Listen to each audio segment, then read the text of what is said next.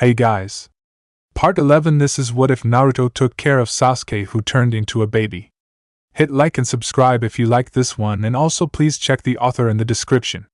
Let's start.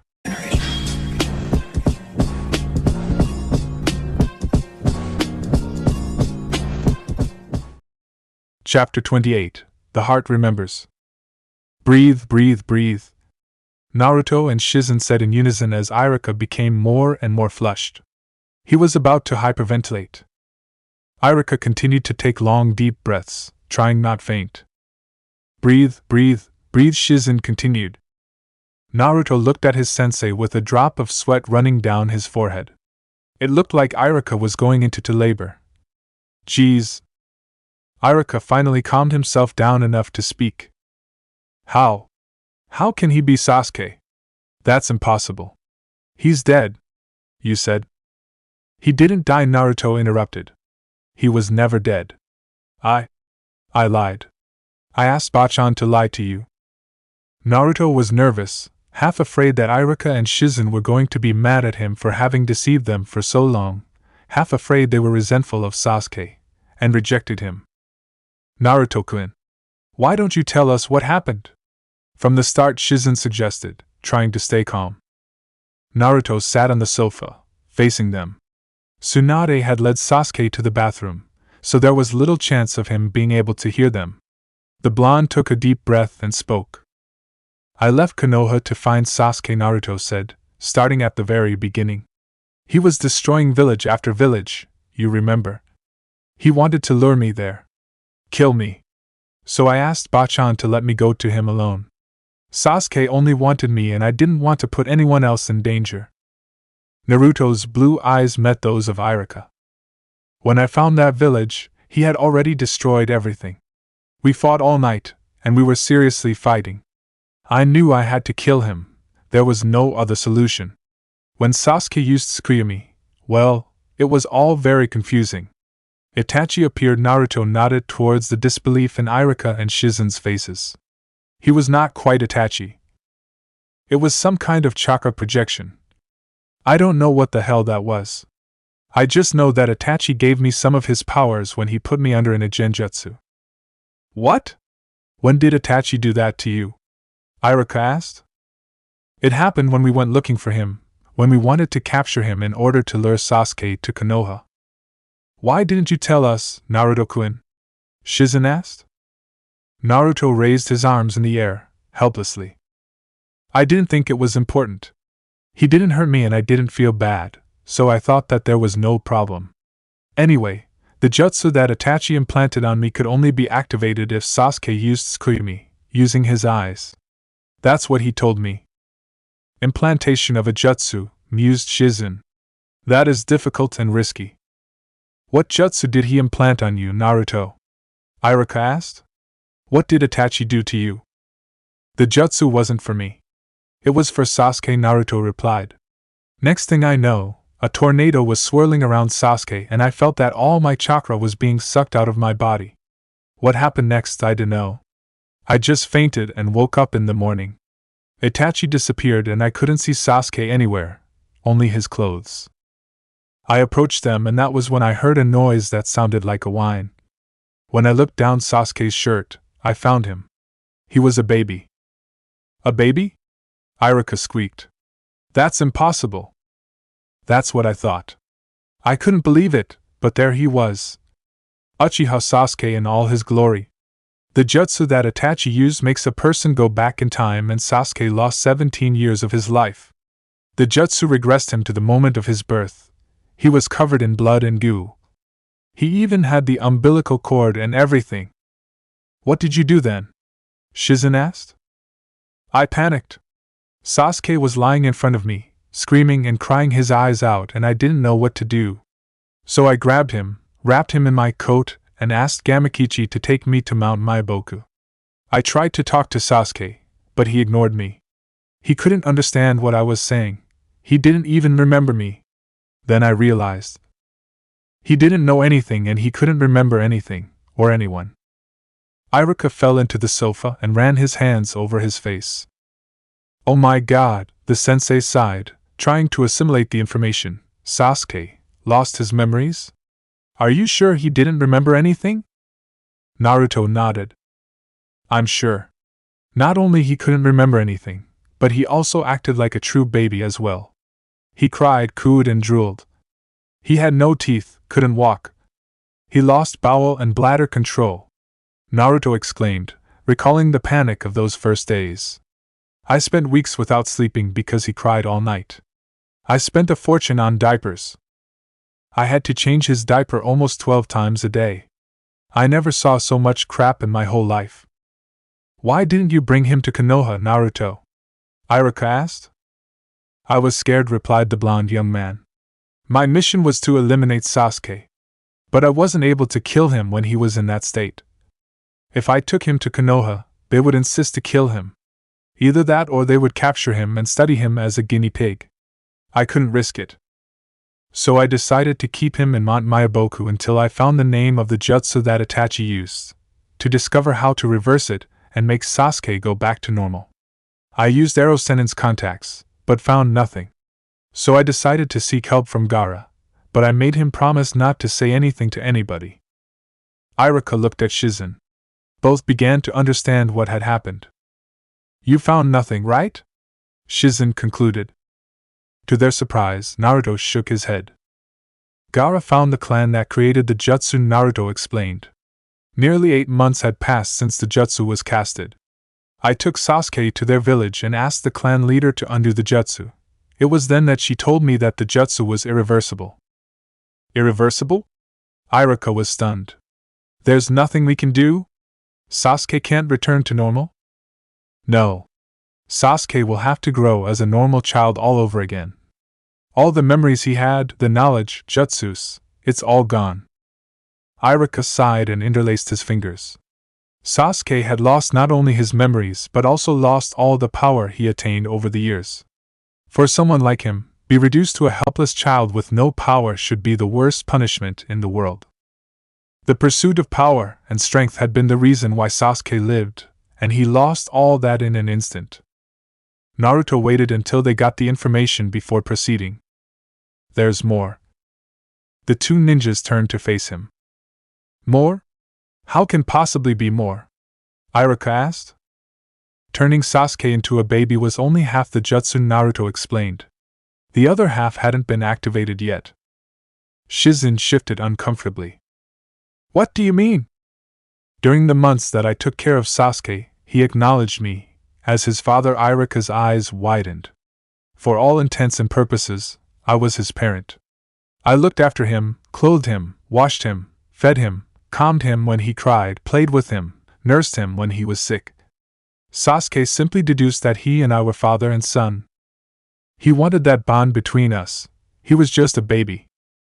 Itachi put a seal on me and Sasuke, an adoption seal. The seal was created to adopt a child into a clan, giving him blood and chakra. Sasuke had been absorbing my chakra over the months we were together. If I wanted to adopt him, I would have to give my blood and chakra and accept the bond that Sasuke wanted to make with me. The bond between a parent and a child, concluded Shizen. Naruto smiled. I don't know when it started or how, but the truth is that I started thinking about Sasuke as if he was mine. I wanted to protect him and take care of him, but that feeling scared me because I did not want to lose our friendship. When he started calling me Papa, well, I panicked. I thought it was best to give Sasuke to a real family, who knew how to raise him well. But when I tried to leave him, I just couldn't do it, so I finished the jutsu and gave him my blood. That's why the paternity test is positive, Shizen said. Your blood runs in his veins. Naruto turned to stare at Iruka intensely. I couldn't take him to Konoha. It was too risky. If they find out that he is Uchiha Sasuke, people would want to get revenge on him. So I decided to wait several years until things calm down and people start to forget. He's just a child now, and he never had the opportunity to be one. I want him to have a happy childhood. Iruka closed his eyes. He understood Naruto's reasons. What about Sasuke? The sensei said. Does he know who he was? Not quite. I told him that he was an adult who was turned into a baby by his big brother, Naruto said. He knows I adopted him through ninja magic, but I still haven't told him anything else. He's still too young to understand. Tsunade entered the room, making 3 pairs of eyes focus on her. Sasuke is in his room playing, the Hokage said. He was thrilled with my gift. What did you give him, Bachan? I gave him a red rubber ball. All kids like to play balls. Tsunade's expression became serious. I suppose Naruto told you everything. Tsunade-sama, how long have you known about Sasuke-kun? Shizen asked. Naruto wrote me a letter after he completed the adoption jutsu and told me everything, Tsunade said. I asked him to bring Sasuke to Konoha to examine him myself. You came to Konoha? Iruka asked Naruto. I came to show Bachan Sasuke when he was 8.5 months old. Then she let me travel the world. She and Gaara are the only ones who know where I am. Publicly, I had to kill Uchiha Sasuke, said Tsunade. Konoha was receiving a lot of pressure from other nations. If Sasuke was captured, they would demand his execution regardless of his physical or mental state. The only way to save him is to declare him dead and create new documents and a new name for him. A new name? Iruka was confused. What did you name him? Uzumaki Sasuke, Naruto said. I gave him my surname. Naruto was registered as his father. Obviously they would have to bear the same surname, Tsunade said.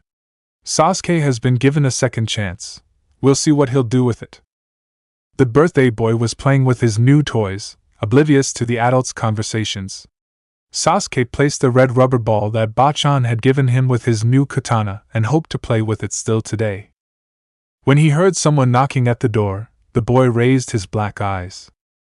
Come in, Sasuke said, putting down the 2 dolls in his hands. Iruka opened the door slowly and looked at the boy with a nervous expression. What should he say to a former student who was believed to be dead? Who betrayed his village? Who became a murderer? Hi, Iruka greeted. Hi, Sasuke replied, a bit confused. Do you mind if I talk to you for a while? You can continue to play if you want. Sasuke blinked. I didn't know that, mister, but his daddy had said that he had been his sensei, so it should be fine. Okay. Iruka gave a small smile and entered the room, sitting in front of Sasuke and his new toys. Iruka met Sasuke when he was placed in his class at the academy. At the time, Sasuke was only 7 years old, but he already seemed like a very promising student. He was serious, studious, hardworking, and very mature for his age. He did not expect less of a member of the prominent Uchiha clan that was practically made up of members of the elite. Sasuke also had to fight to escape Itachi's shadow, his prodigious brother. When his parents died and Itachi was gone, the glow of innocence completely disappeared from Sasuke's eyes. Are you a teacher? Sasuke asked. Huh. Well, yes. I am. The little boy looked at him with childlike interest. All my teachers are ladies, Sasuke said. Really? Yes. You work in a kindergarten? No. I teach older children. Are they good? Not all the time. Sometimes they are very naughty. Sasuke smiled. It was a simple and innocent smile, typical of a child. Iruka had never seen Sasuke smile like that. And you punish the kids? Do you send them to the detention corner for a timeout? No, it doesn't work with them. When they misbehave, I yell at them and make them to do tasks at school. Sometimes I give them a slap on the head. Sasuke chuckled. I've never been bad, the boy boasted. I was never sent to detention. Well, when I hit Kenji-sensei sent me home, but that was only once. Iruka laughed, too. Sasuke grabbed one of his dolls and made it climb the stairs of the wooden castle. His room was the typical bedroom of a small boy. The toys were scattered on the floor, but the rest were on their rightful place. On the wall above the bed were several drawings, and on the dresser was a single photograph. Curious, Iruka stood up and grabbed the frame. It was a picture of the frogs and Naruto with a black-haired baby in his arms. Naruto was smiling and glowing with joy. The baby seemed to be sleeping peacefully. Sasuke saw Iruka looking at the photograph and approached him. That's me in the photo, Sasuke said. Iruka lowered the frame so that Sasuke could point with his little finger. This baby is me. I see. Sasuke pointed at Naruto. And this is my Tuchan. The smile on the boy's face was as instinctive as the love he felt. He was very different back then. The sensei turned to Sasuke, holding the frame on the right hand. You like Naruto, Sasuke? He asked. Sasuke looked at him as if he had said something ridiculous. Of course I do. He's my father, the child cried. Iruka sat on the floor. It was still hard to believe that Sasuke had become Naruto's son. It was even harder to believe the boy's obvious unconditional love for Naruto. Is Naruto a good father? You like to live with him? Sasuke also sat on the floor. He's very funny and is always laughing, replied Sasuke. Tuchan always plays with me after work and reads me stories before I go to sleep. He's the nicest daddy in the whole wide world. Iruka smiled again. That sounds nice. You two must be happy, huh? Haha. You really do love Naruto as a father. Right, Sasuke? Carefully, Iruka put the photo on the dresser. The last time he saw Sasuke was during the war. He could still see him perfectly, angry, arrogant, and filled with bloodlust. He didn't recognize, or he didn't want to recognize, that mad teenager had been one of his brightest students.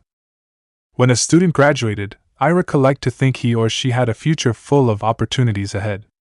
Seeing Sasuke, Iruka could only grieve over his cruel fate. Naru, your dad told us about your brother, Iruka said. Sasuke lifted his head. He told you? Yes. So, you know about. Sasuke looked from side to side and lowered his voice until it became a whisper. The secret? Iruka could not help smiling. Yes. But you cannot tell anyone else. Don't worry. The secret is safe with me. Sasuke frowned. He was not convinced. That glare of distrust was so typical of Sasuke that made Iruka smile even more. I swear by my honor. Sasuke shrugged and returned to his new toys. Heck, he behaved exactly like a child. So, what do you do in kindergarten, Sasuke? Asked Iruka. The boy's distrust disappeared as quickly as it had appeared. I play with the other boys. Meira-sensei teaches us songs and games. I make drawings. We began to learn how to count and write. Wow. Is it difficult? Sasuke shook his head. Just a little. I can already count up to 10 and I can almost write my name, but the scribbles. The kanji? Yes. The kanji are difficult to write. I see. You have to practice a lot. But later you'll be able to read your stories by yourself. And mangas? Iruka laughed. After all, Sasuke was not as serious as he imagined. Who knew he liked toys and comic books like the other children? And mangas. What kind of mangas you like most? The ones with many fights. My Tuchan likes to read mangas too. Iruka was not too surprised. Naruto was and always would be childlike. Oh. Really? Yes, Sasuke nodded. But I don't really like the mangas he reads. Huh. There are only naked girls there. No fights or anything. I don't understand why he likes it. He what? Iruka said. He's been reading that stuff, in front of you? Sasuke shook his head. No. I found many of those mangas under his bed. And magazines too. Magazines? With 2 naked ladies hugging and giving kisses on the mouth. Sensei, why were those ladies doing that? Iruka blushed and began to sweat, but struggled to smile. Don't worry about it, it's adult stuff. Sasuke blinked, slightly confused, but asked no more questions. If it was adult stuff, it should be boring. On the other hand, Iruka was fuming. Damn you, Naruto! He had become a bigger pervert than he imagined. He had to talk to him, urgently. I like mangas with ninjas, Sasuke said, making Iruka face him again. You like ninjas? Sasuke's eyes shone as he smiled. Ninjas are the coolest. When I grow up I'll be a ninja just like them. The sensei blinked. Sasuke never had a dream before that Iruka knew of, only goals. I like to play ninja, Sasuke continued, very enthusiastic, pointing to a wooden sword on the floor. Gamaji-chan gave me that katana today and I went through Garsan's sand with it. So the katana was your first ninja weapon, eh? Sasuke nodded. When I'm ninja, I'll beat all the bad guys because I'll be very, very strong. Iruka heard countless children make those statements when they went to the academy. At that age, all they wanted was to be able to do all the cool jutsus they heard about, yet had no idea what being a ninja was really about. Some never discovered. So, you want to be strong? The teacher asked. Yes. And why do you want to defeat the bad guys and be strong? The boy's enthusiasm was replaced by bewilderment. Why? Because they are mean. I can only defeat the bad guys if I'm strong. But why do you want to defeat the bad guys? Iruka insisted. Because they hurt people. The sensei came up to Sasuke. So you want to be strong so the bad guys don't hurt anyone, right? Yeah. You want to protect the people you love, right? So that the bad guys won't hurt them. Protect. What's that? Protect, it means to look after. Iruka explained. Keeping someone important to you safe and not let anyone or anything hurt them. Sasuke had never thought of that. He wanted to be a ninja because it was cool, but if a bad guy or a monster tried to hurt someone he loved, he had to be strong not to let him. Suddenly, Sasuke remembered the monster he had seen in his nightmares. The monster who wanted to hurt Naruto. Someone important, like Tu-chan? The boy asked. Iruka was surprised, but nodded with a smile. Yes. Like your Tu-chan. I'll be very strong, said Sasuke again. I'll be the strongest ninja in the world and the bad guys won't hurt anyone. I'll be big and strong and protect Tu-chan. That's the spirit. Suddenly, Sasuke stood up and walked to a drawer in his dresser. Iruka-sensei. I want to show you something, the boy exclaimed, pulling a bunch of paper sheets of the drawer. What? Iruka asked as the child approached him again. Sasuke sat on the floor and put his designs in front of the sensei. This is what I'm gonna do when I'm a ninja, said the boy, passing a couple of drawings to the sensei's hands. Iruka looked at the drawings. Sasuke had drawn himself, fighting various ninjas much bigger than him, and against various monsters. The drawings are very good, the teacher said with kindness. Sasuke blushed slightly and smiled as Iruka observed the drawings that represented the boy's fantasies. Suddenly, the sensei's hand stopped.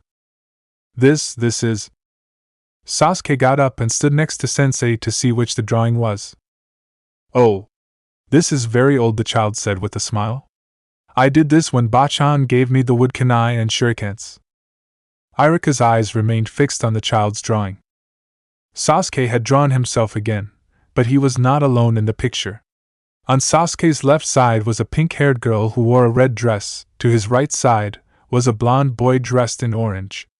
On the back, a white-haired man, with a mask covering the bottom of his face, rose above the three kids. All of them were smiling and the kids were holding hands.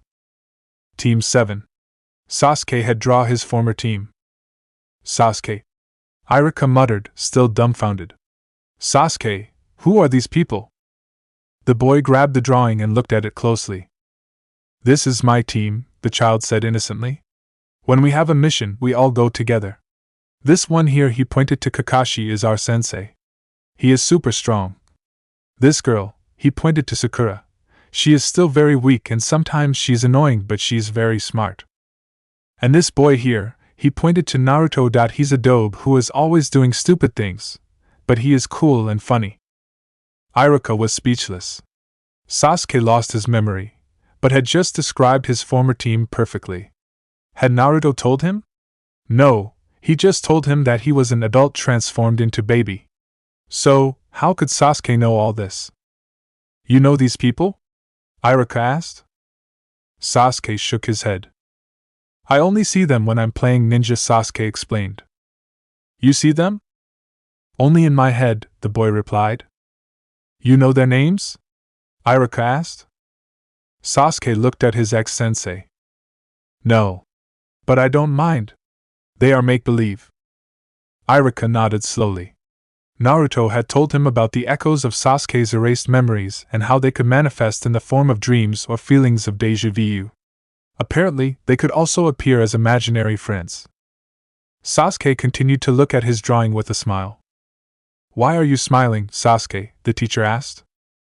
Sasuke looked away from the drawing and stared at the sensei again. "I like them," the boy said with conviction. "I feel happy when I think of them." Iruka gaped. "Huh? Why?" Sasuke's smile was genuine. "Because they're my friends." Iruka's eyes widened. "We loved him, me, Naruto, and Kakashi-sensei. But he didn't care about our love, or us," Sakura said. "Something broke inside him the day his parents died, something that nobody could fix. The more I think of our past, the more I realize how Naruto and I were blind. Sasuke-kun never saw us as friends." "Sakura, I'm sure that's not true." "Yes, it is, sensei. A true friend doesn't try to kill his other friends. A friend doesn't abandon friends or make them feel like trash," Sakura said, turning to Iruka with a sad smile. "He didn't care for us. Sasuke-kun was not our friend. I think he just wasn't able to be one. His heart was too broken." Iruka lowered his face. "Sasuke, you did love them," Iruka thought. "They thought you didn't want to know about them and that the time you spent with the team meant nothing to you.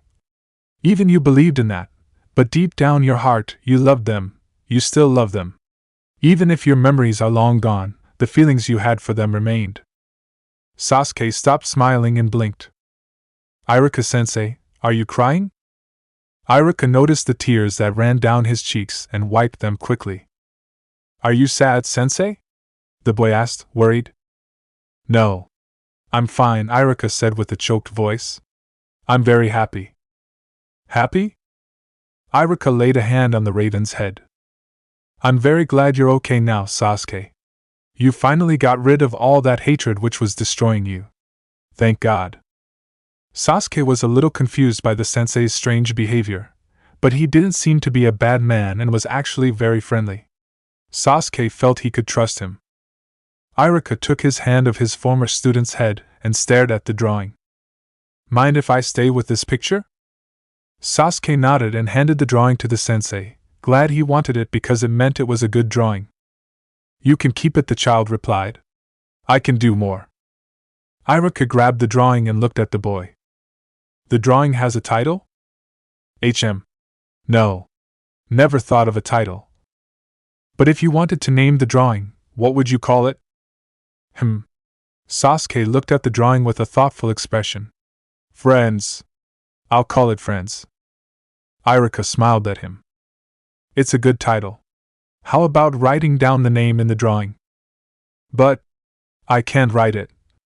I don't know how to." Iruka grabbed a notebook and a pencil. "I'll teach you." As Iruka discovered, Sasuke was still a fast learner. After several attempts in a small notebook, Sasuke grabbed a pencil and wrote various kanji at the top of the drawing. "Friends. Is it good?" the little raven asked. Iruka grabbed the drawing. "It's excellent," the sensei said, placing the sheet of paper in his pouch. After 2 knocks, the bedroom door opened and Naruto came in, smiling to see his sensei with Sasuke. "Hey! It's everything all right in here?" the young blonde asked. "Are you guys having fun?" "To-chan!" Sasuke cried with joy, seeing his father. "Come play with me?" Naruto laughed and nodded. "We'll leave soon," said Naruto. "Today we dine out." "Really?" "Sure." Sasuke turned to Iruka. "Do you want to come too, sensei?" Sasuke asked. Okay, thanks." "It'll be cool," Iruka-sensei said Naruto. "Yeah. And we're gonna eat cake!" Sasuke exclaimed cheerfully. Iruka could not believe his ears. The Sasuke liked cake? "Sounds great," Sasuke Iruka said, rising from the ground. "But if you don't mind, I would like to talk with Naruto for a bit." Naruto blinked. "Huh?" Iruka grabbed Naruto's arm and pulled him out of the room. Are you? Iruka-sensei. What the hell?" Iruka stopped in the kitchen and shut the door. I know about the porn collection hidden under your bed, Naruto, Iruka said with a very angry glare. Naruto opened his mouth in shock and blushed. What? How do you know? Because Sasuke found the mangas and the magazines. The Naruto's distress turned into mortification. Sasuke discovered his hentai collection? For years I regretted never having spoken with you because I lacked the courage, the sensei said. But the time has come. Naruto took 2 steps, very nervous. The time? The time for what? I guess you'll have this conversation with Sasuke in a few years, so pay close attention. It's time you become responsible. Naruto's eyes widened when Iruka took a packet of condoms from his pocket. The blonde took 2 steps back again and tried to escape, but, unless he jumped through the small window, there was no escape possible. Now, where do you keep the bananas?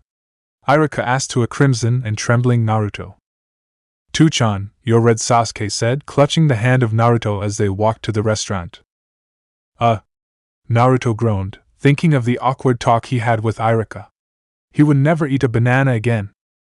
You okay, Tuchan? Yeah. I'm fine, the blonde replied. I just had the most embarrassing experience of my life. What were you and Iruka-sensei talking about? The child asked with curiosity. Nothing. Nothing important, Naruto rushed to say. He didn't want to think he was going to have the same talk with Sasuke until a future far, far away. The restaurant where they had dinner was old but had a good atmosphere and, most importantly, a playground at the back where children could play. Naruto, Sasuke, Tsunade, Shizen and Iruka sat at a table, while Taunton lay on the floor.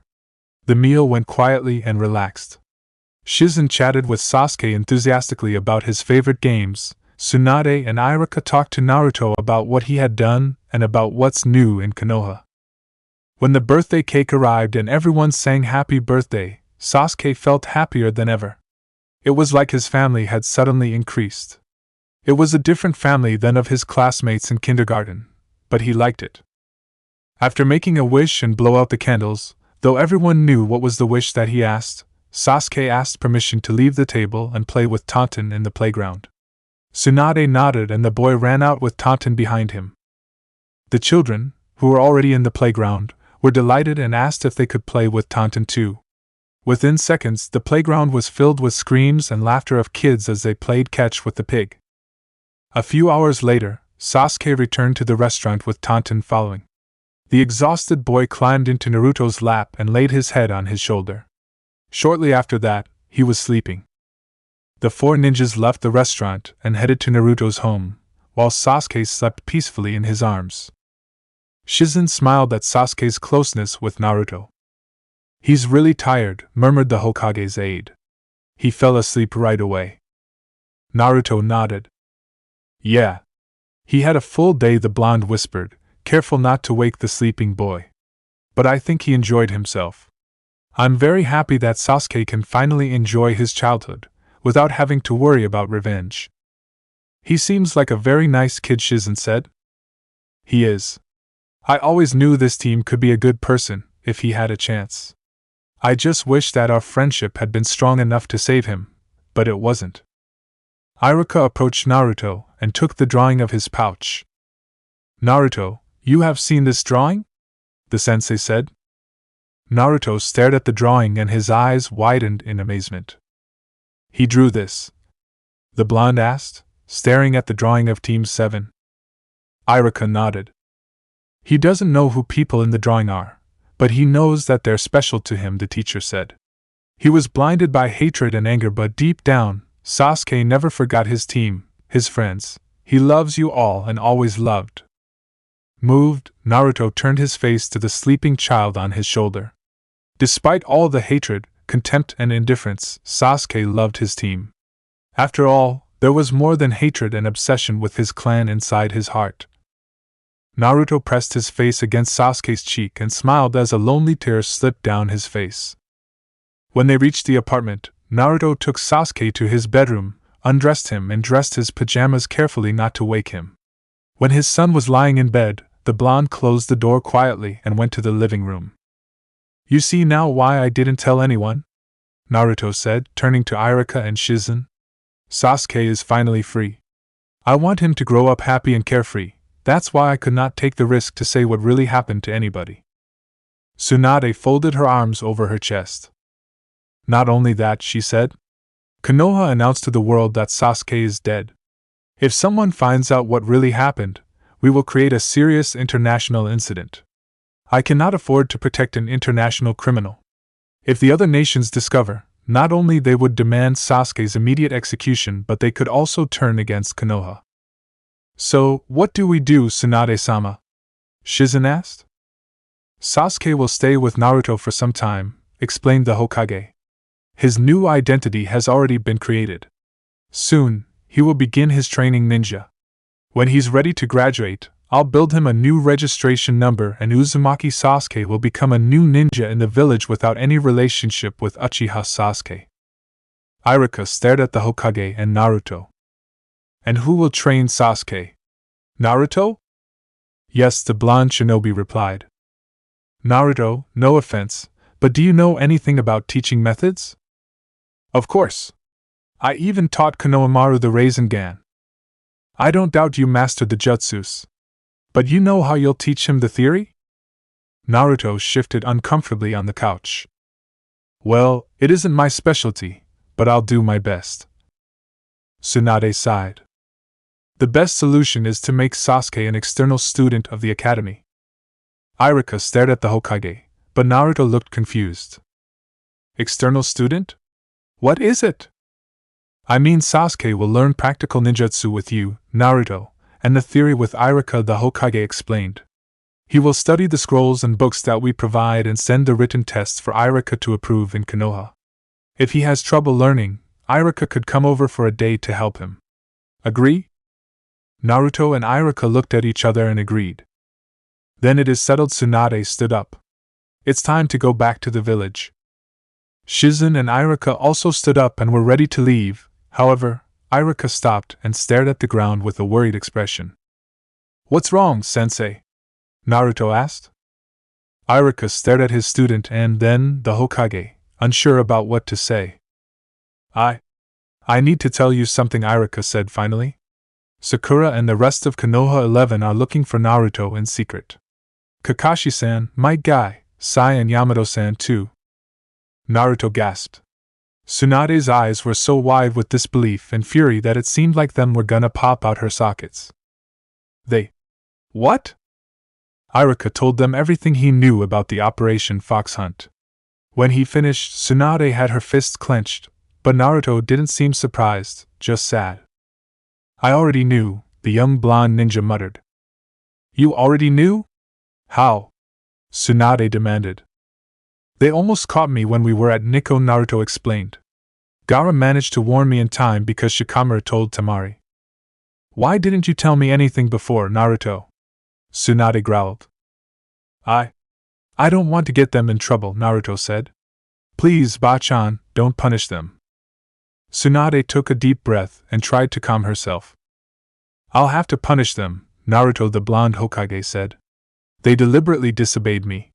I know they did it with good intentions, but I cannot let them escape unpunished. But Bachan. I won't be overly severe, Tsunade appeased him. Don't worry, I know how to be fair. Naruto opened his mouth, but shut it again. When the three ninja left the apartment, the blonde sighed deeply. Guys. I'm sorry. The ninja who belonged to the Operation Fox Hunt were having one of their secret meetings in an underground shelter beneath the Forest of Death when Kakashi felt many presences approaching them. Unfortunately, before any of the ninjas could do anything, several ANBU entered the shelter and surrounded them. Tsunade came soon after with such an enraged expression that the younger ninjas shrank in terror. The Hokage's cries were so high that echoed throughout the forest and Konoha 11, and their senseis moved to the village, escorted by ANBU with a crestfallen face. Passing by the Hokage, Kakashi looked at her with a suspicious gaze. Tsunade's fury made it clearer. Naruto was not only hidden from the ninja world, but Tsunade was covering him up as well. Whatever Naruto was hiding, she knew about it. The copy ninja frowned as he went to the Hokage's office. His mind was running. Naruto, did you really kill Sasuke? Chapter 29, Rejection. October 15th. The snow came in October, which was quite natural in the land of mountains. When the first flakes of snow came, the villagers rushed to take precautions for the future snowfall, plugging holes in roofs, stored firewood for the fireplaces, buying warm clothes and blankets, etc. Naruto was forced to spend a small fortune in fur coats, boots, gloves, and socks for him and Sasuke, but it was worth it to see the joy in the boy's face when he could play in the snow in the street and the park. With the snow, Naruto got a lot more of odd jobs, which forced him to use his Kage Bunshin several times a day to complete all the missions and still have time to pick up Sasuke from the kindergarten early. No matter how tired he was, Naruto loved the family time he spent with his son. Sasuke was doing very well in school and all his teachers had only praise for him. He also seemed to have fun with his friends and there wasn't another incident with Kenji, although there was still some animosity between both boys. Naruto had decided to move again. They were in that village for quite some time, and he started planning his next move. By December, they would leave for a small archipelago where they would stay for a few weeks before heading to Hankagai, a famous commercial metropolis where, according to rumors, interesting jobs and money on every corner. When Sasuke was about 6-year-old, they would return to the ninja civilization so he could finally start to his education. Naruto smiled to himself. He seemed to be doing a good job at parenting. Perhaps he was good father after all. Boys and girls, next week will be family day, Mayura said to her students, who gazed at her with confused expressions. Family day? Asked one of the girls. What is it, sensei? Mayura smiled. It's the day that we show our families how much we love them, Nana-chan, replied the teacher. Your parents, your siblings, your grandparents, we invite them to come to our school and show them your work. There will also be games and prizes. In the end, we all have a party and each of you will receive a diploma. The children looked at each other excitedly. Of course, we also have to give a gift to your families, continued to Sensei. Therefore, each of you will have a corner dedicated to drawings for your family, and you're gonna make them a present with anything you like. And in the end, everyone will tell the class why your family is so special. The children began to talk to each other, thrilled about the party. While Mayura-sensei handed sheets of paper, paints, brushes, pencils, and posters, the classroom door opened suddenly and a brown-haired girl ran to the sensei's lap. Mama! The little girl shrieked.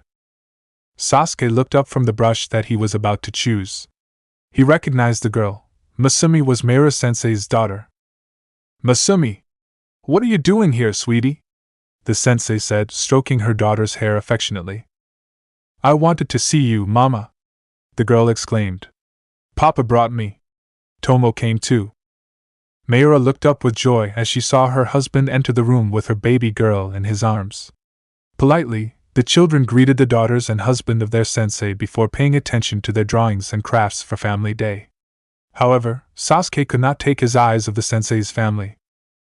Mayura, with Masumi still in her arms, kissed her husband and stroked the fine hair of the baby, who was blonde like her father's. Masumi was just like the sensei, but she had green eyes like her papa. Sasuke felt tightness in his chest, watching that family. It was like they fit each other perfectly. Looking at them, he knew immediately that they were parents and children. The resemblance were obvious, as if they were parts of each other. Sasuke looked at one of the drawings he had done of Naruto. They were as different as day and night, as the sun and the moon, as light and darkness. They would have never had the similarities he saw the family's Mayura-sensei. They were too different. With a dejected look, Sasuke put down his brushes. Near 4 o'clock, as usual, Naruto went to the kindergarten to get Sasuke. This time, Mayura, Sasuke's sensei, handed him a pamphlet advertising the Family Day festival next Friday. Ah! Sounds like fun, Naruto said with a smirk. It would be very important for the children that their families come, Mayura said. Naruto nodded. Everyone knew that he was Sasuke's only family. Of course I'll come, the blonde answered. I wouldn't miss it for the world. Mayura smiled back. It was hard to imagine that this young boy was a father. Heck, her younger brother was older than Naruto and the words marriage and children made him tremble like green grass. Many young single parents would have had many difficulties in raising a child alone, many would regard it as a great burden. But Naruto seemed to be doing an excellent job. More importantly, it was obvious that Naruto loved his child with all his heart and was willing to do anything to raise him happy and healthy. Well, I'll call Sasuke, okay? The sensei suggested, entering the classroom. While waiting, Naruto leaned against the corridor wall. Oh, Naruto-san? A female voice asked coming from the restroom. Naruto recognized Nagashi Ayumi, the mother of one of the younger children in the kindergarten and also Yakumo Bachan daughter-in-law, the little old lady who lived on the first floor of Naruto's building. Good afternoon, Ayumi-san, Naruto greeted. Good afternoon. This weather is terrible, the lady said. It would be nice to be a ninja to get through all this snow. Naruto nodded. Heh, even ninjas have trouble journey through this weather. My mother-in-law told me how helpful you were when you helped her bring all that firewood to her home. You cannot imagine how grateful I am. The blonde blushed slightly. Bah, it was nothing. Yakumo Bachan gave me a ton of onigiri after as thanks. She cooks really well. Ayumi nodded. I have to admit that I envy her. My husband is always preferring her cooking, the lady replied. Actually, I'd like to ask you a huge favor. A favor? It's a job offer, actually, Ayumi continued. As you know, my husband, Hiro, is a teacher of physical education in the elementary school. Naruto nodded. The elementary school was only a few meters from the nursery. Unfortunately, my husband fell off the roof yesterday afternoon while he was replacing some tiles. Oh, is he okay? It wasn't anything serious, but he broke his arm and leg, Ayumi said. He will not be able to work in the next 3 weeks. I am so sorry. Ayumi lowered her gray eyes, looking for the best words. His students are going to have survival lessons, she said. Simple activities such as learning to set up camp, tests of courage, obstacle races. Unfortunately, my husband won't be able to participate. The kids were so eager for it. Naruto pulled away from the wall and stared into Ayumi's eyes. Is there anything you wanted me to do? Naruto asked.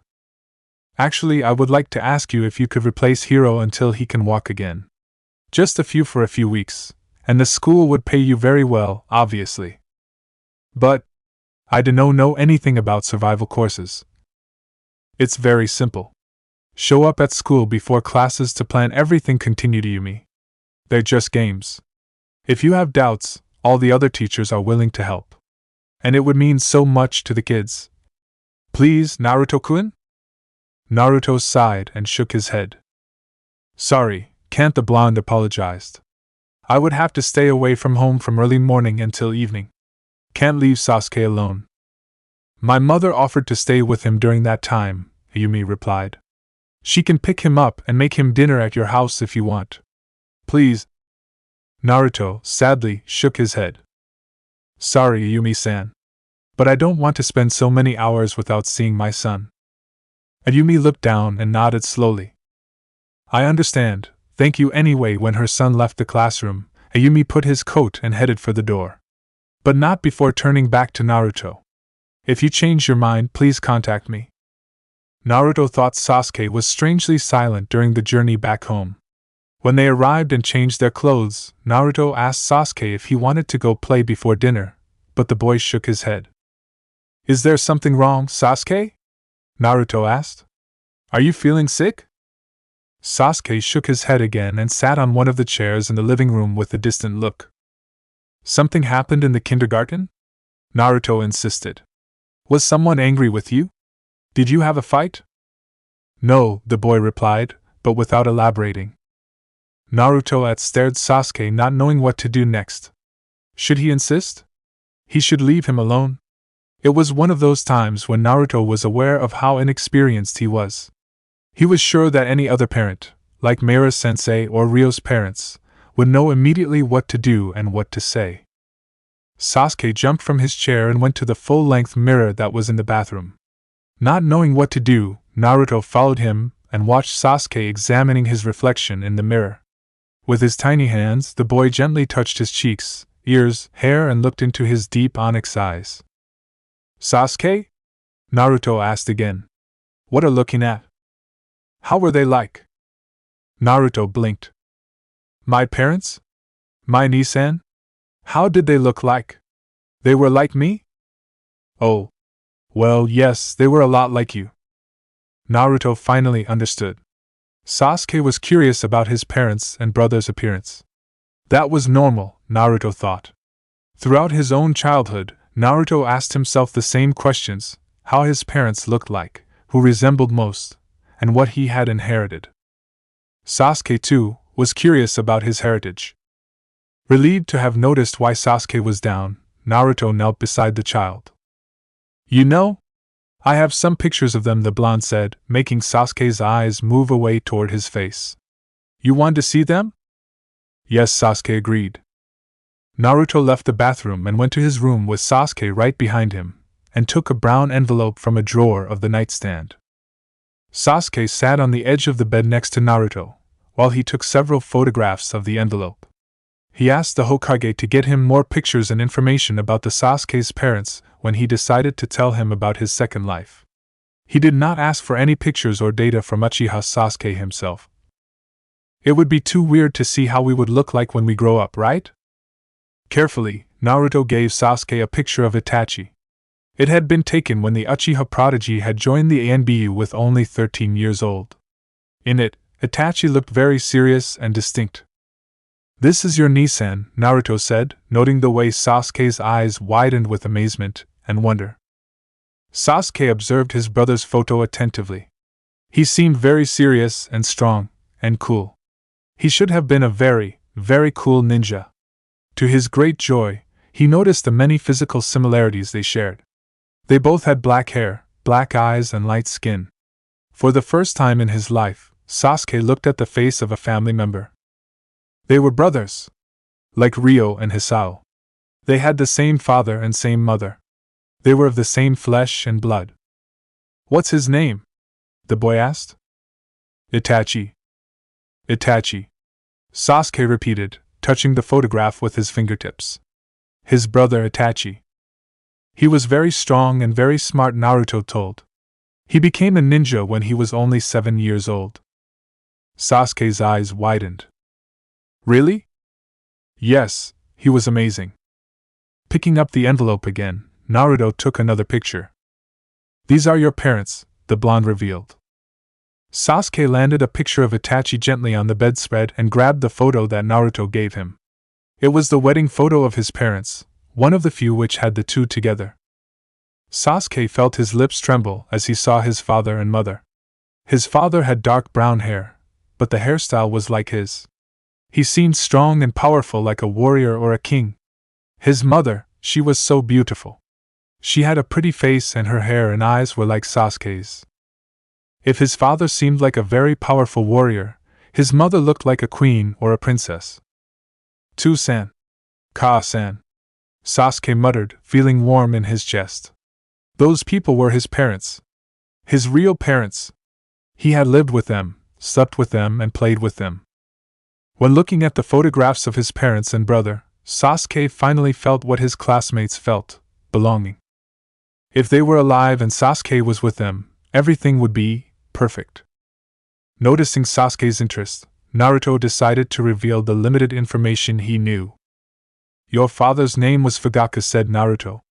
He was ninja police chief. The chief of police? That means he was a ninja and a police? I think so. He was responsible for arresting the bad ninjas. Sasuke's eyes sparkled as he looked at his father's picture. My Tu-san was incredible. Naruto thought about the coup d'état Fugaka had planned against Konoha, but he could not reveal it to Sasuke yet. The boy deserved to know the good side of the people who had given him life, and Naruto didn't have the right to poison him against his parents. Yes, he was very strong, said the blonde shinobi, simply. And my Ka-san? Her name was Mikoto, Naruto revealed. She was also a ninja, but decided to stay home to take care of you and your brother after you were born. Ka-san, Sasuke muttered, filled with love for this pretty lady who looked so sweet. His Ka-san. His mommy. Naruto told him a little more about his parents and Itachi. After all, there was not much information. When he finished, Sasuke grabbed the photos and took them to his room. When he lay in bed, the boy hugged them against his chest. In the following days, his biological parents and Itachi was all Sasuke wanted to talk, think and daydream about. He took the photos to the school and showed them to his classmates, telling them how wonderful his real family was. Instead of playing ninja, he started to play police ninja, trying his best to imitate his Tusan. In his mind, Itachi and Fugaku were heroes and, since he was his son and brother, Sasuke was destined to be as awesome as them. Naruto was happy with Sasuke's enthusiasm, but soon realized that things were changing at home.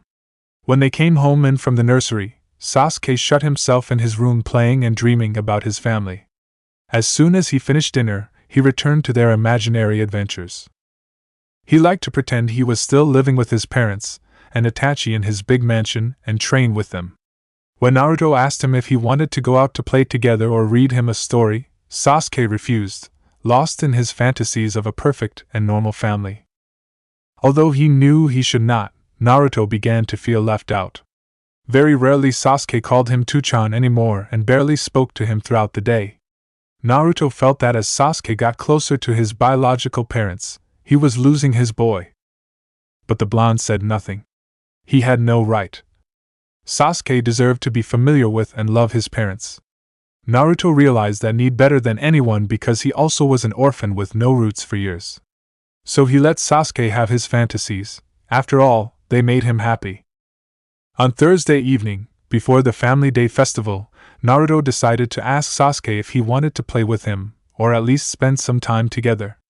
Nowadays, it seemed that the little raven ignored Naruto altogether. Knocking on the door, Naruto entered slowly. Sasuke looked up from the ninja's prison he had created with cubes and stuffed animals. "Hey, Sasuke!" Naruto greeted with a smile. "Hi," the boy replied, still staring at him with a somewhat puzzled expression, like he didn't understand the reason why Naruto was there. "Ito. What are you doing?" Sasuke shrugged. "Playing." I see. And what if we played a game together?" Naruto suggested. Sasuke shook his head. "I don't feel like it," the little raven replied. "Oh, do you want to eat a piece of cake? I bought one this morning." "I don't wanna. I want to play ninja police," Sasuke said, turning his back to Naruto and continuing to play. Naruto's eyes saddened, but he continued to insist. "What if I play with you?" he suggested, approaching and picking up one of the dolls. "What do you say? Should I be a thief or a cop?" To Naruto's surprise, Sasuke tore out the doll from his hand with an angry gaze. "You can't be a cop. Just me, Nisan and my Tusan are. You can't be." I'm sorry, then you want me to be who?" Naruto asked, trying not to show how upset he was. "No one. You can't play." "I want to play alone," Sasuke answered, sullen and angry for Naruto wanting to meddle with his game. Interfere with his family? Hurt, Naruto looked down and stood up. The photos of Mikoto, Itachi, Fugaku had been put in right in front of Sasuke, so that he could see them while playing. Naruto looked at the dresser. With a slight tightening in the heart, Naruto noticed that the photograph he had taken when Sasuke was a baby had fallen through several toys and was being completely disregarded. Turning to leave the room, Naruto stood beside the little dustbin that Sasuke used to toss away his messed up drawings and candy wrappers. However, in the middle of garbage was Gamachan. Slowly, Naruto took his old wallet. Gamachan was dirty and worn due to many years in which Sasuke played with it. Now he was in the trash like it was worthless. "Sasuke, why is Gamachan is the garbage?" Naruto asked. Sasuke turned back and shrugged his shoulders as he saw the old toy. "It's ugly and smells bad. You can get rid of it." "Gamachan was my wallet," Naruto said. "I gave it to you when you were a baby. I thought you liked him." "I'm not a baby anymore," the boy replied with disinterest. "Gamachan is not cool." "Nuh. If I behave well in kindergarten, I have a new doll? A cooler one?" Naruto tried to keep his lips from trembling. He knew what Sasuke was doing was not out of spite, but he felt was being replaced by Fugaku, a parent a lot more amazing and a better father figure. Like Gama-chan was being discarded, Naruto was being rejected. "We'll talk about that later," Naruto muttered, his eyes downcast. "You need to get ready to bed soon." "Okay," Sasuke nodded, returning to his game. Without saying another word, Naruto grabbed Gama-chan and took him to his room. When the family day started, the kindergarten was filled with parents and relatives of the children. Younger children, between 2 and 3, were limited to play games and sing songs while their parents and siblings cheered enthusiastically. As for older children, the parents were called to the classrooms to see with their own eyes how their children had improved throughout the school year. Naruto spoke with several parents and Mayura-sensei. To his great pride, Sasuke had gotten the best qualifications in almost all areas and received many compliments. "You're so lucky," Naruto-san commented. Ms. Irino, Ryo's mother. "Almost every day I have to talk to Mayura-sensei about Ryo's mischief. I wish he were as polite as Sasuke-chan." Naruto scratched his neck with his hand and smiled. "Thank you. Sasuke has always been a well-behaved child. I did almost nothing really." Naruto could not help but feel happy. It was the first time he went to a parents' meeting, and to hear so many compliments about Sasuke made him feel more bloated than Choji after a meal. "Ladies and gentlemen," said Mayura, "our students want to show you something very special that we've been working out all this week." All family members leaned against the wall of the classroom and Mayura uncovered a wall full of drawings made by the children, all of them illustrating their families and how much they loved them. In alphabetical order, each child was placed in front of the scoreboard with their drawings in the background and made a little speech about his family, and how he or she liked them very much. In the end, each kid gave to the parents, or any other relative, a gift made by hand in the kindergarten: paper flowers, drawings made with rice or pasta, soda cans painted with beautiful designs. Naruto saw Sasuke in the queue, waiting for his turn, and waved him. When Sasuke returned him the nod, Naruto felt much more relieved. After all, Sasuke still loved him as a father. He had been an idiot for having been jealous of his enthusiasm for his biological parents throughout the week. Sasuke had just been excited to be able to finally meet them. That did not mean that Naruto had been replaced. When his turn came, Sasuke walked to the center of the room and looked to his classmates, the parents and teachers, trying not to be nervous. Naruto winked his eye, to give him courage.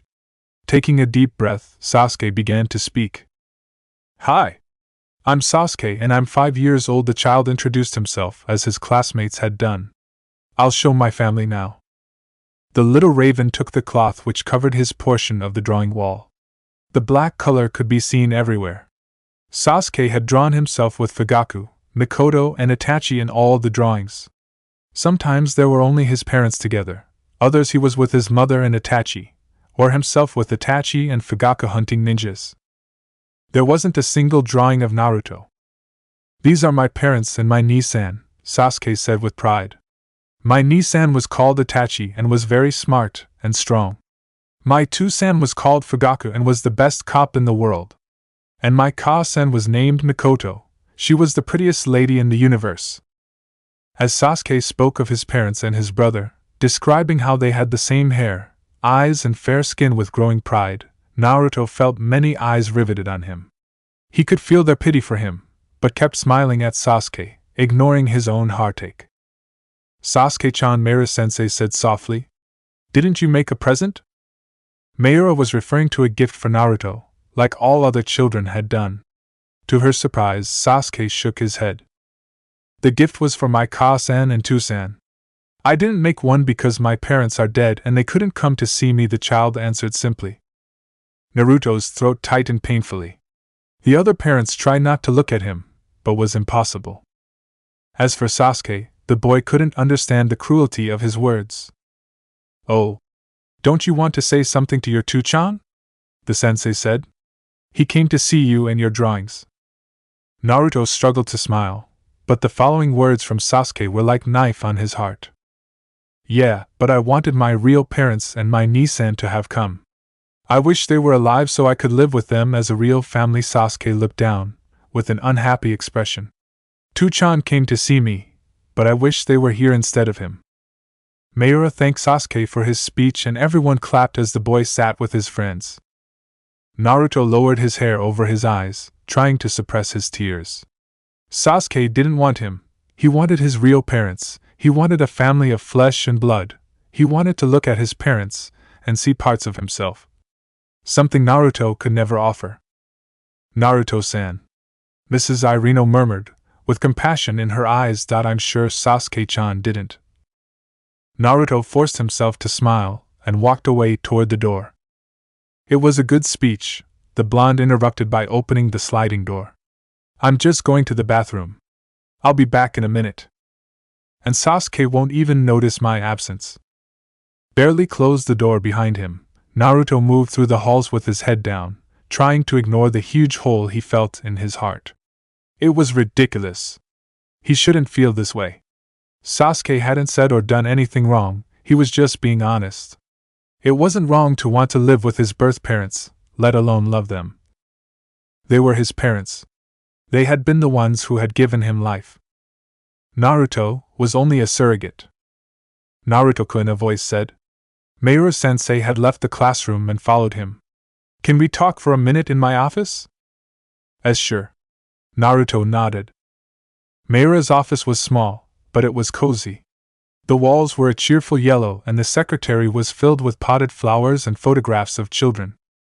Naruto sat on the chair across the desk, hands clasped. Naruto-kun. I'd like to apologize first, Mayura said, making Naruto stare at her in confusion. Since Kenji and Sasuke had that fight in my classroom, that I have felt responsible.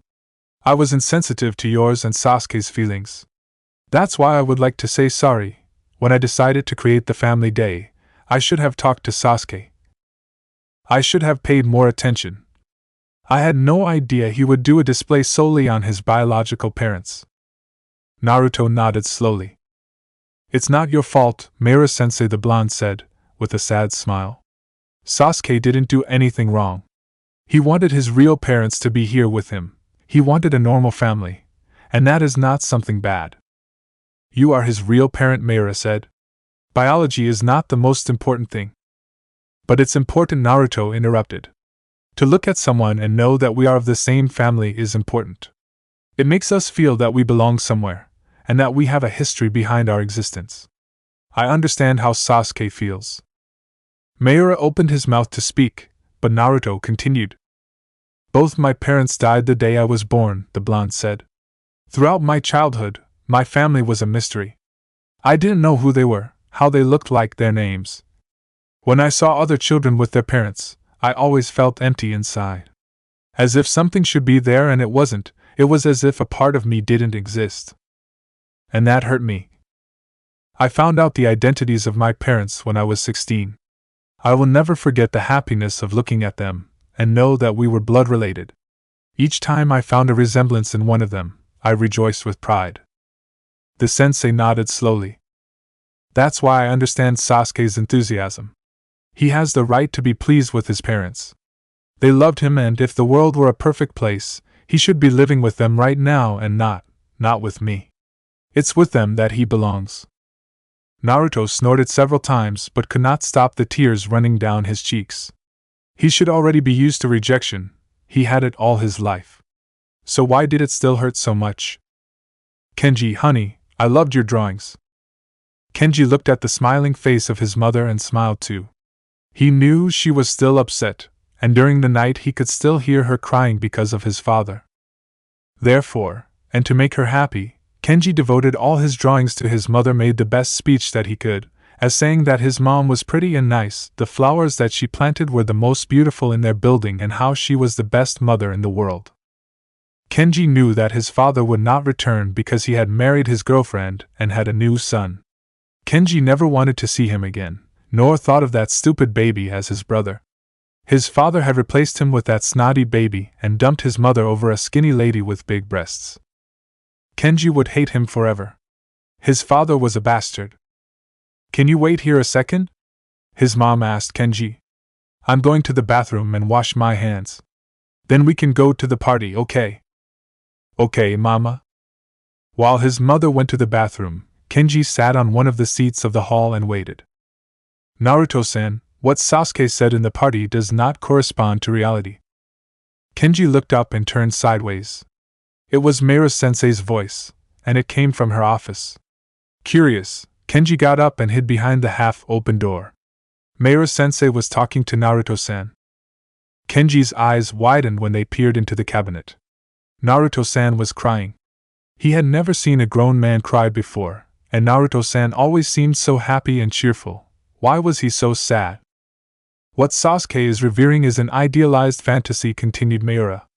From the pictures that you gave him and the stories, he created in his head a perfect ideal family. He is in love with that family, not with reality. It won't be long until he becomes aware that his imaginary family isn't able to give him the comfort and love he needs. He is in love with images, not people. He loves you, Naruto. Kenji moved closer to the door. They were talking about Sasuke and the drawings that he had made of his parents who had died. I know I'm not a good father, Naruto said, with an unhappy expression. What are you talking about? Of course you are. No. There isn't a single day that I don't ask myself if I'm doing the right thing for Sasuke. I never know for sure. And I keep messing up. That is common with all parents, Meira fought back. You are very young, true, but I can tell you that you have been a great father. You don't need to be perfect. Naruto smiled, but it was a smile so sad that even Kenji realized it was fake. I often feel I'm doing a horrible thing, the blonde confessed. I feel I'm stealing Sasuke of his parents. It's like I'm taking their rightful place when it should be them who should raise him. That was how it should be. Adopt an orphan child is not a horrible thing. And you're not stealing Sasuke from anyone. I know, but it's just a feeling I have. I was an idiot to think that having me would be enough for Sasuke to be happy. But in the end, I'm not what he wants. I can't be the father he wants. He wants his biological parents, not me. Naruto. If forcing him to think of me as his parent becomes a burden to him, the ninja murmured. I won't continue to do so. I'm not going to force him to choose between me and his parents. Kenji turned away from the door quietly and sat back in his chair. It was weird that he could understand the sadness of a grown-up. Like his father and Dun, Sasuke had rejected Naruto-san. Apparently, the boy thought kids could dump their parents too. Naruto took the decision after leaving the kindergarten. One of his clones went to Mrs. Ayumi home of and accepted the offer to coach the boys, to the lady and her husband's delight, who thanked him endlessly for the great favor. Naruto did not know what had made him change his mind, but the truth was that to spend almost all afternoon being ignored by Sasuke and having to hear him of how his real family was wonderful all the time was breaking Naruto's heart. Maybe he was a coward, but he missed being around kids that enjoyed his company. To feel loved and appreciated. Even so, he asked Sasuke, over dinner, if he didn't mind that Naruto had to work longer hours in the coming days. Are you okay with that? The blonde asked. It's just for a few weeks. A part of him, a selfish part, wanted Sasuke to ask him to stay or be sad or angry about Naruto having to leave home before Sasuke got up and just go back at night when he was asleep. But Sasuke shrugged and smiled. You can go, the child said. You won't be sad? I can't spend so much time with you like I used to. It's okay, the boy replied. Can I go play now? Naruto nodded and stared at Sasuke as he returned to his room. You know, teen? No one has the power to hurt me like you do. Sasuke was slightly surprised when Yakumo Bachan, the little old lady who lived downstairs, woke him up on Monday morning. Rise and shine, Sasuke-chan, the old lady exclaimed, shaking him. Yakumo Bachan? Sasuke asked.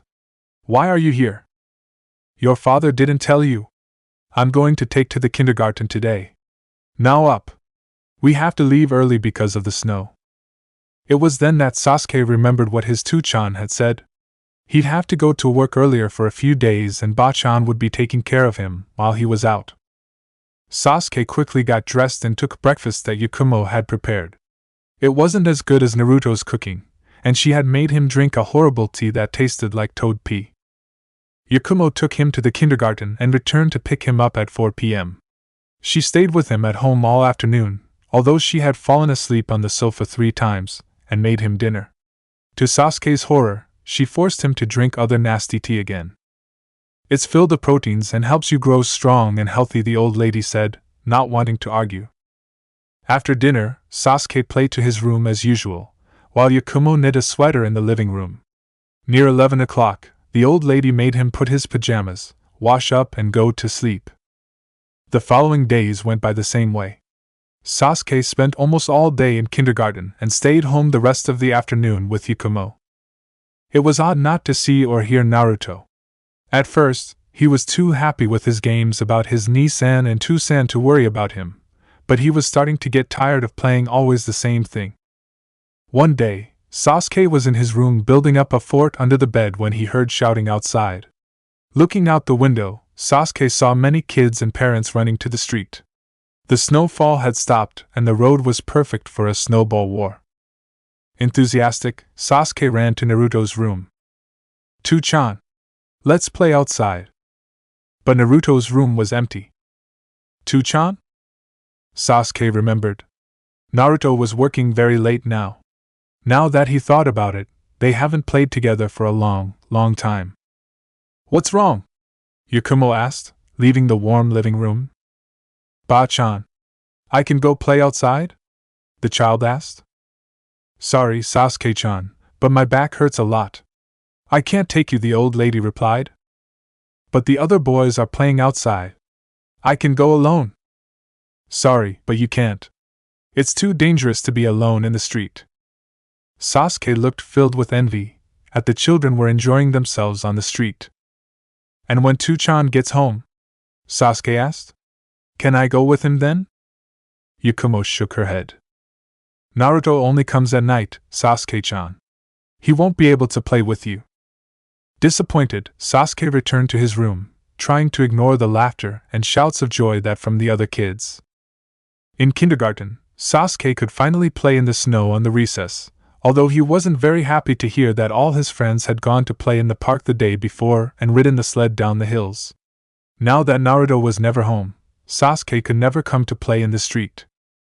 "And what do we play now?" Junpei asked. "Abominable Snowman," Akito suggested. "We played that yesterday," Daichi muttered. "Snowball fights," Ryo said. "That sucks.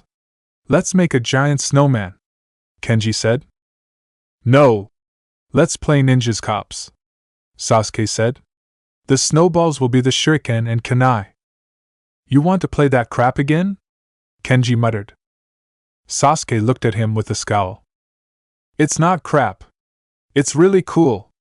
My Tu-san was a real police hero." Remembering Naruto-san crying at Meira-sensei's office, Kenji felt rage build up inside him. Naruto-san was all that Kenji wanted his father to be, and Sasuke had dumped him and made him sad. He didn't deserve him. "Is that all you talk about? All you do is talk about your Tu-san and Ni-san. You're boring." Sasuke flushed with anger. "Shut up. I'm not boring. You're just jealous." The Raven shot back, eager to hurt Kenji as he had hurt him. "You're jealous because your father didn't come to family day. He doesn't like you." "I know. My father doesn't love me," Kenji roared, letting out all the anger and sadness that he had hid within his chest since his father had left him. Surprised at the anger and the tears falling down Kenji's face, Sasuke became silent. "My father doesn't love me or my mom. He's got a new family and left US." Worried by the screams, Meira ran to the recess. "What is happening here?" the sensei said. "Kenji, what happened?" "My father is an asshole." Kenji sighed, not minding to swear. "He loves his new girlfriend and his son more, and got rid of us. He just likes his new son now, not me." "Kenji, let's talk inside," muttered Meira, but Kenji stared back at Sasuke with a gaze filled with fury. "And you're an asshole too." "Kenji," Meira said, but the boy continued. "Sasuke is mean. He dumped Naruto-san." Sasuke's dark eyes widened. "What?" The raven boy shot back. That's a lie. It's true. You said you wanted your real parents instead of Naruto-san. Everyone heard it. Sasuke gaped. I didn't say that. Yes, you did. Daichi agreed, causing Sasuke to turn to him. Yes, you said that, said Junpei. I heard too. You didn't even give a gift to Naruto-san, Kenji continued. He was the only father who had nothing. And you didn't make any drawings of him either. Sasuke looked at his friends' faces for support, but they all agreed with Kenji. I didn't make the gift because… Sasuke stuttered. You don't like him anymore. You got rid of him and picked your other two-san, Kenji spat. You're mean and stupid and you hurt Naruto-san. I didn't hurt Two-chan. Yes, you did. You made him cry, I saw him. He was crying with Meira-sensei, because you don't want him to be your dad anymore. Meira decided to intervene and brought Kenji into the classroom, with intent to call his mother. Sasuke remained quiet and silent in the snow, all of Kenji's words sounding in his head. Slowly, he went into the classroom and approached the Family Day scoreboard, which was still exposed, stopping beside his drawings. He should have drawn almost 20 drawings that week. But neither was about Naruto. Not a single one. With trembling lips, Sasuke realized that he had completely forgotten about his Two-chan. Worse, he had told him to go away. What if I play with you? Naruto suggested, approaching and picking up one of the dolls. What do you say? Should I be a thief or a cop? You can't be a cop. Just me, Ni-san, and my Two-san are. You can't be. I'm sorry, then you want me to be who? Naruto asked. No one. You can't play. I want to play alone. Sasuke felt his eyes burning. Now that he was next to the drawings, he recalled what he had said at the party. I wanted my real parents and my Ni-san to have come. I wish they were alive so I could live with them like a real family. The black-haired boy fell to his knees and started crying. That's it for part 11. Thank you for watching and see you in the next video.